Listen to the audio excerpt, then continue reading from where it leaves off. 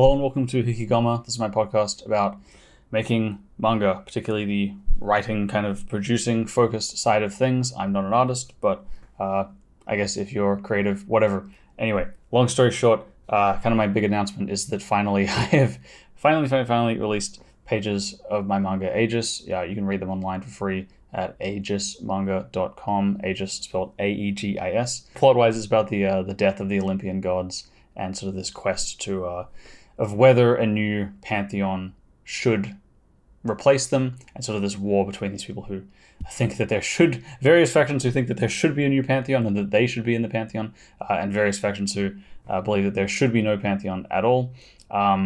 Sort of about political power and the nature of authority and the origins of ethics and a lot of stuff that was sort of contemporaneous to particularly Athenian philosophical and political thought at the time. Yeah, go and read it. Hopefully enjoy it. Please tell me what you think of it. Kind of my first proper kind of commercial thing, I guess I'm releasing. Only really done one-shots before this, but end of the kind of blog section, because I want to talk, I guess, specifically about, why I released this for me as early as I did. For other people, that would not be as significant, but I kind of want to convey, I guess, why for me it was significant to do this, which I guess is kind of the more important thing. And then I guess I want to talk about, I suppose, other effects of that in terms of assumptions I was attempting to specifically test. I'm going to be using language. I've talked in the sort of the past previous episodes. I'm kind of in this current era of this early releasing of this stuff and working up to release and early release, quite influenced by a book called Lean Startup. Basically, the hypothesis of which is get your stuff out to an audience, a paying audience, as early as humanly possible, or rather have the product out as early as you can, as is reasonably possible, and have the ability for the audience to pay for it as early as is reasonably possible, and or make them pay for it depending on the circumstance. So they use a lot of terminology, sort of scientific terminology involving hypotheses and testing. When I say testing, I just mean doing the real experience of the thing. So for instance, just to kind of go through some basic assumptions that I was, when I say assumptions, I mean hypotheses. Hypotheses I was testing. For instance, I think the art is great. However, even though I could probably, give you a 99% chance of that being true for what audience members think, I don't actually know that until I put that out. I put it out and get great reception. I can't take credit for that. Obviously, that's on the artist who did a fantastic job, and other people think they did as well. So it's very easy, for instance, in that case, to be like, why did I need to have that as an assumption that needed to be tested? I was basically 100% sure that was going to be correct, and it worked out this time. But the problem is that there will be many, many, many, many, many assumptions you have, and that some of them, however unlikely, those unlikelihoods are, I know this isn't technically how statistics work, this is the gambler's fallacy, but those, in a sense, you're going to get certain outcomes that are really contrary to expectation.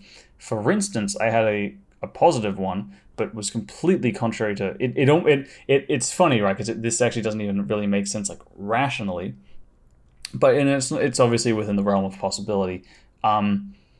I kind of created, I suppose, as a hypothesis, not that this is an original idea, but there's sort of a kind of pyramid of audience commitment to what to kind of engaging with, like, a manga, for instance. So kind of at the bottom of the barrel, or kind of the widest, easiest thing is they just read it for free. They read a couple of pages for free, just online on Twitter, whatever, scrolling on webtoons, whatever. Then, it might be like liking it, because you can just do that really quickly, whatever. Then it might be commenting, because of course you actually have to type that out, but also you have to, formulate thoughts, whatever. You actually have to be moved by it to a certain extent to do that. Potentially move to hatred, who knows. And then it kind of gets into, around that point, it probably gets into donating money, and then maybe subscribing to a Patreon, and then probably like buying merch, and then I don't know, seeing you in person at a live event. I don't know where it goes from there. But the point is that there's kind of a threshold when money gets involved, where that's a kind of different tier of commitment to those other things. because I know, for instance, obviously, and you'd probably be the same, there are probably YouTube channels you've watched for possibly tens and tens and tens of hours and have never technically spent a dime on them. I mean, that kind of makes sense logically, kind of a priori. But for instance, within the first 24 hours of putting this out, I had a guy back me on Patreon. And he's what I guess I'd call a third-party person. Literally no idea who he is. Had never even seen him follow me before. I don't think I'd seen him interact with my stuff before. Totally unknown person backed me for like $5 a month, which is not actually totally insignificant amount of money. Like that's about what I think I pay for Netflix per month. So it's like, Jesus Christ. and he did that within 24 hours on the basis of like 4 or 5 pages of my manga. So I'm very grateful for that. What that means statistically, that could still be a total anomaly, to be fair. That could be a 1 in 10,000 chance of happening, and I've just gotten super lucky and it's just happened super early on. Who knows? I'm reserving my judgment until more time has passed and I can kind of get a broader sense of analytics and kind of whatever the actual likelihood of that thing happening again. So the point though is that if prior to release you had asked me, okay, yeah, so what would you give the chance that the audience really likes the artist's art? Oh yeah, 99% chance of that happening. Oh, that happened. Oh, what chance would you give that someone backs you on Patreon within the first 24 hours? And I'd say 99% chance of that not happening. So a good example where kind of, not that those are my literal 2 key hypotheses, but, a pretty key one, honestly, the money thing that's pretty key. That's effectively what I was trying to test for as early as possible. Is I want to know as early as possible, will people give me money for this? It's a good way to test just behavior. I just want to see, just for, as I've said, I'm not in it for the money per se, but I am in it for kind of the longevity of being able to make the project I want to make, and that just involves money, obviously, logistically, realistically. And so obviously it makes sense to test that. I don't know why I'm so like coy about it. Well, I have to really justify. I want to make like a tiny bit of money off this thing. Literally just to sustain it. But yeah, that's the point, right? Is that I could not have. I predicted literally the opposite. I would have given a 99% chance of not happening. So it doesn't make sense rationally why that would happen within such a short time frame. It doesn't make sense like rationally within such a short time frame that would happen. That it would happen prior to even people like DMing me about it or really like commenting on it. It was so quick. So that's kind of the reason I wanted to. That really proves my point of why I wanted to release this as early as possible, because previously, very early on, way early on during the scripting stage, I was prepared to basically do an entire volume before I released this at all. Luckily, I went away from that and I said, maybe I'll just have it so that I've actually completed 100 pages before I release anything. And there's a certain logic to that. Okay, you want to perfect everything before you release this thing that you've put tons and tons of time and energy into. But of course, one of the problems is if you haven't put this out in front of people yet, then you don't know what their reaction is going to be. So you can't, you're inflexible, right? If you've locked in all this stuff and then people hate your main character, then you've got to fucking, uproot all this concrete, basically. You've got to, and then you got to build a whole new thing. And then it would have just been way easier to be agile, which, funnily enough, is the name of sort of it's typically like a video game or software, more like software thing that's kind of inspired or adjacent to lean startup. But that's the whole point, right? You want to be agile. You want to be kind of nimble with this kind of thing. I'm not saying to have no planning. I'm very much from the kind of architect school of thought, personality, whatever you want to call it. When it comes to writing, I'm very, very, very much into planning. Not dissing that at all. I'm an extreme architect, honestly. So for me, that's where a lot of this is that's where the difficulty comes in, or why it's such a big deal personally for me to go from I'm not going to release any of this until I've got literally an entire volume, 185, 200, 220 pages, to I'm going to release this one page at a time, and I haven't even really written, spoilers, I kind of have been rewriting like the entire second chapter. It's a very, very pivotal scene, and I've been rewriting it in a way that completely alters it in many, many ways, in ways that I think make it much, much, much better. I'm very happy with how it's going, but if I were to explain that I was doing that to myself maybe a year ago, I'd balk at that, and I think that I was insane. But now I can see that is just the way to make this better. I guess the analogy I would use is that, for instance, and this maybe be controversial, in terms of what I say perfection, or what quality is and what quality is acceptable. Something that is sort of a seeing the forest for the trees kind of thing. For instance, I like the idea of, it's not exactly that good is good enough, but if it's kind of a Pareto distribution thing, right? If you can do 20% of the work and get 80% of the quality, but then it's going to take another 80% work to get that last 20% of quality.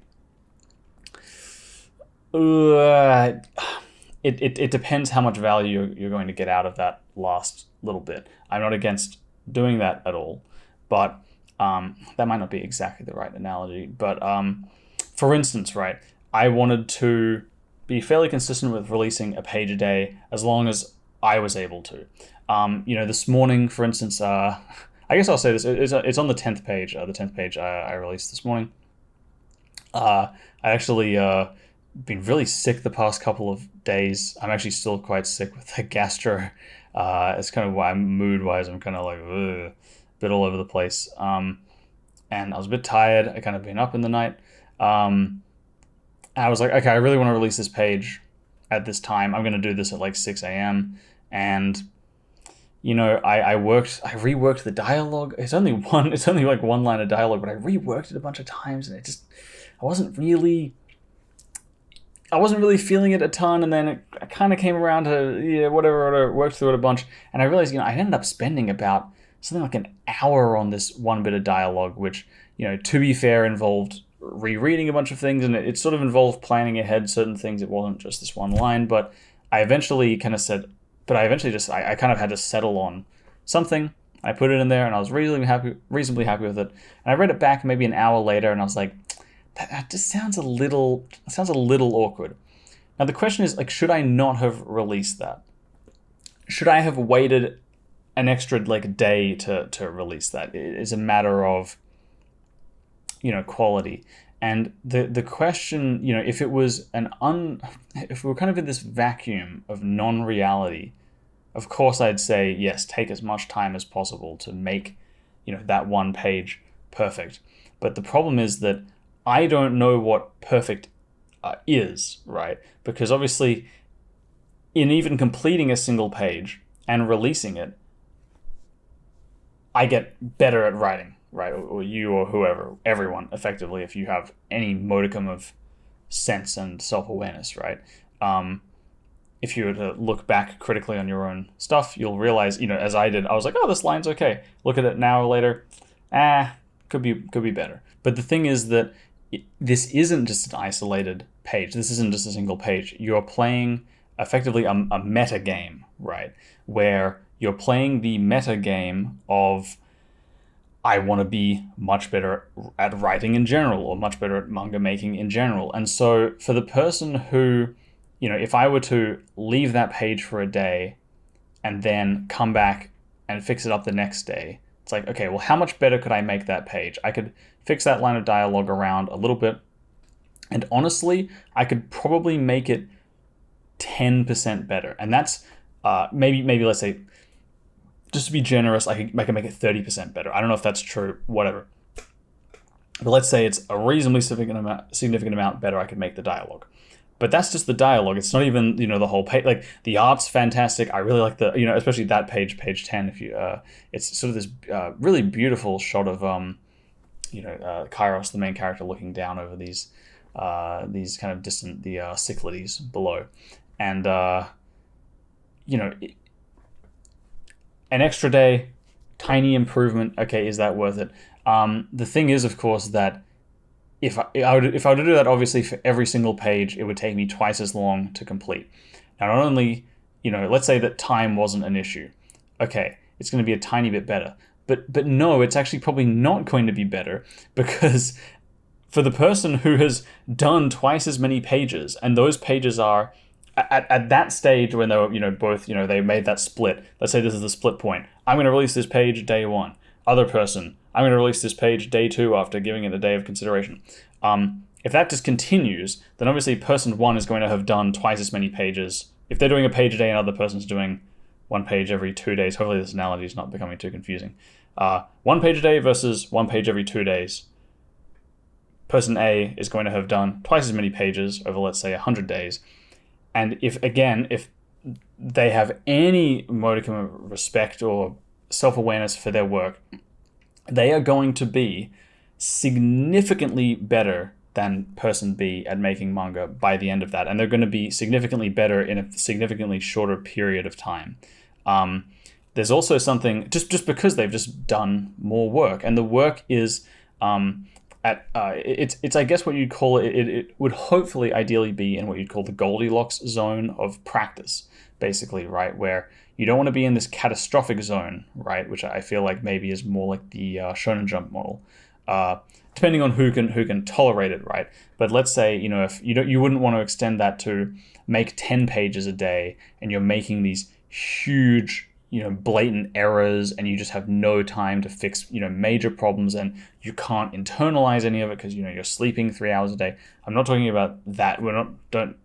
If it gets to that extreme, obviously it reverts on itself, and it ceases being effective at all. That's a complete catastrophe. Do not do that, obviously. But obviously you don't want to be erring too much on the side of this sort of completely sanitized safety. I'm going to spend a week doing a page that would basically be the same quality as it coming out in a day. You then over a week, person A, person B. I don't know why I'm changing the metrics. Then now person A, they're doing 7 pages a week, and person B is doing 1 page a week or whatever. And they're basically the same quality, but person A is going to be way better, way fucking faster.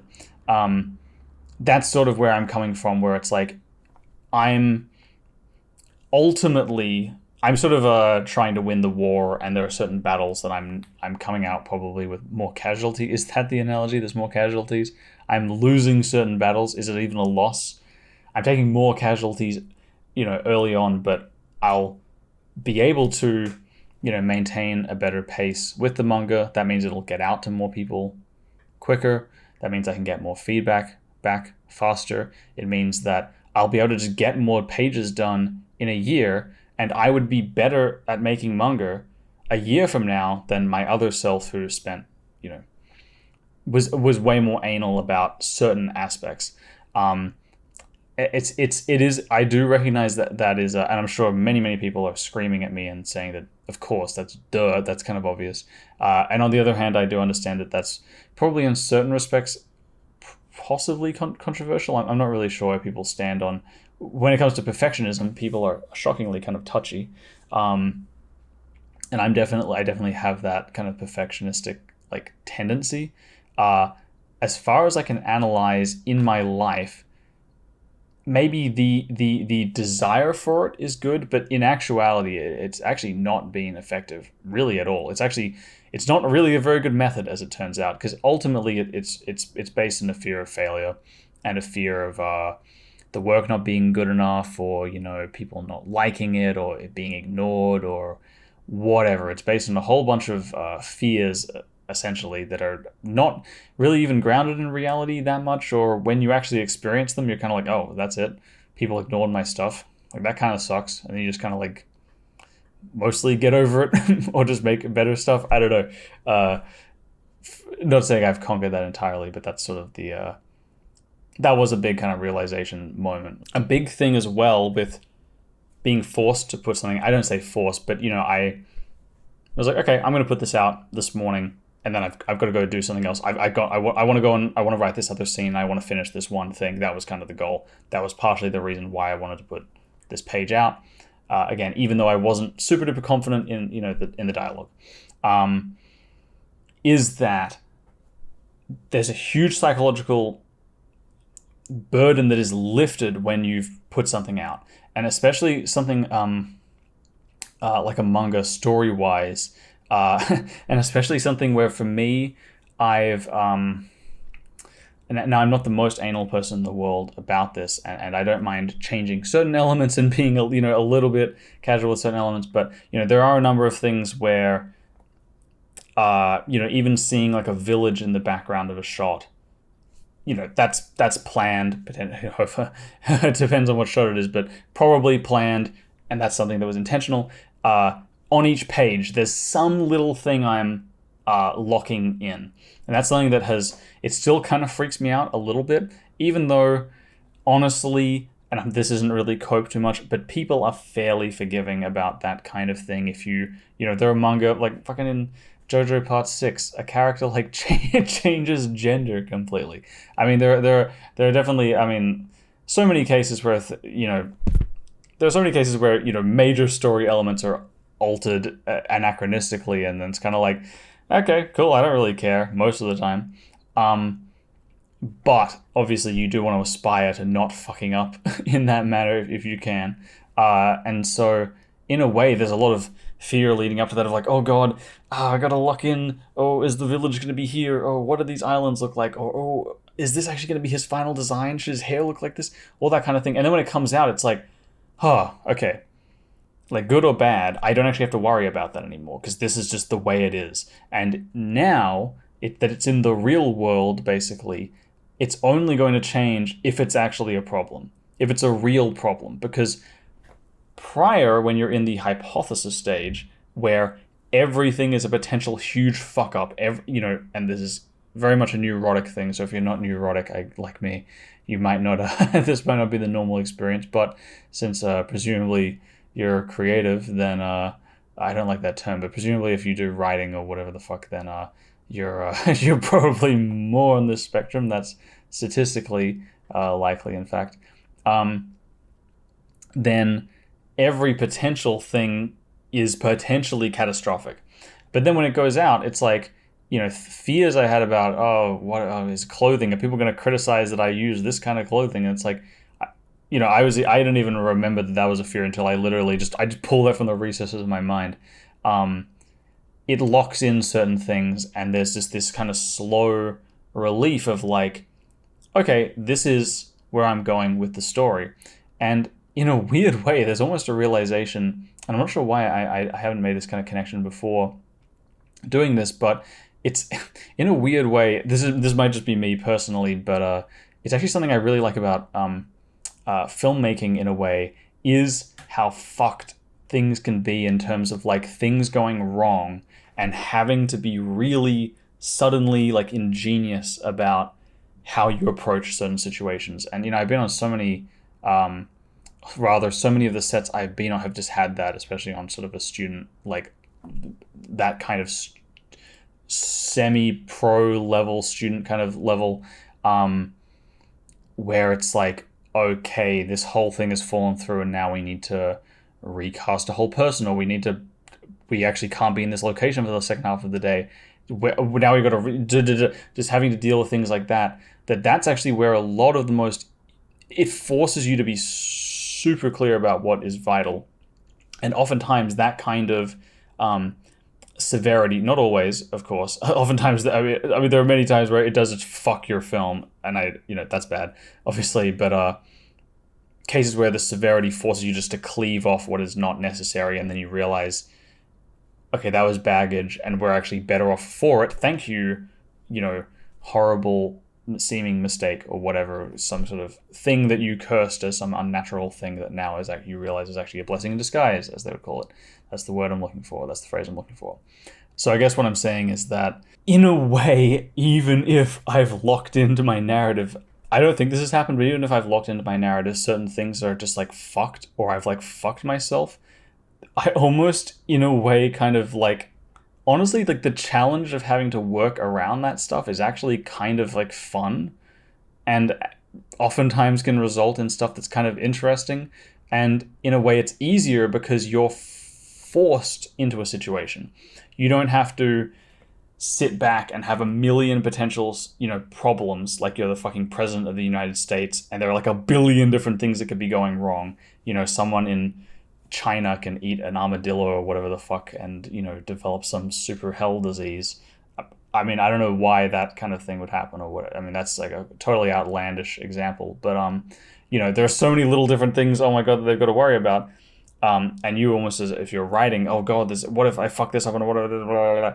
But then if it's just in print, then you're like, oh, if I fuck that up, then if it's going to happen catastrophically to me, then it's just going to happen, and then I'll just be forced to deal with it. And then if I am decent at dealing with it, then I'll just probably weather the storm of that. And that's actually not that scary personally for me. So a big part of that kind of the idea of a reasonably regular schedule with AEGIS, again, I'm not going to put it out if it's shit, obviously. I'm not going to put it out if it's truly not ready, obviously.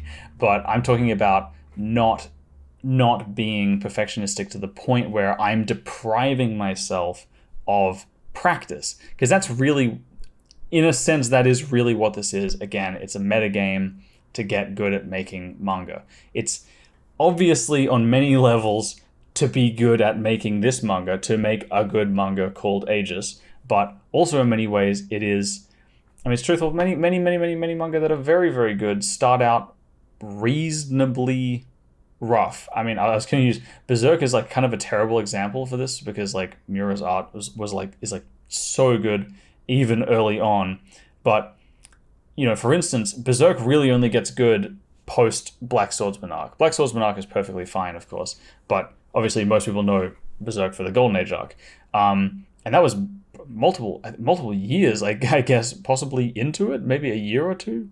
Anyway, long story short is that in a weird way, putting the actual stuff out there is extremely relieving, because it forces you into it. It's just, once it's out there, it's done. It's kind of killed in a weird way. I kind of mentally call it sending it to Guantanamo, in that it just becomes this I mean, it's horrible, obviously, but I'm just sending it to be depersoned, and then it just becomes totally degraded, and it's I torture it, I waterboard my art or my writing or whatever, and I go, you suck, you're not even human, you're gonna stay here in this basically alien illegal site for 20 years without a trial, and so on. Well, all the US political commentary coming in. But you kill it, you basically cut it up, do fucking autopsy on it, and then you build it into some kind of cyborg terrorist or something. I don't know some kind of cyborg. Anyway, that's been my delirious gastro filled episode of this podcast, which is so funny that happens to coincide with releasing this project I've worked on for like more than 3 years. It's finally seeing the light of day.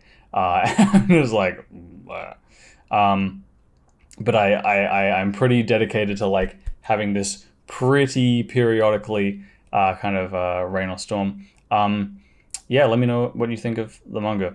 I'm very curious, I guess, what people think. It's still very early stages. I think something I'm realizing is that a lot of other things that end up as webcomics, they really pitch their premises super early, like within the first page or two, and I am taking my sweet time, mostly because the kind of goal of this is to go to print,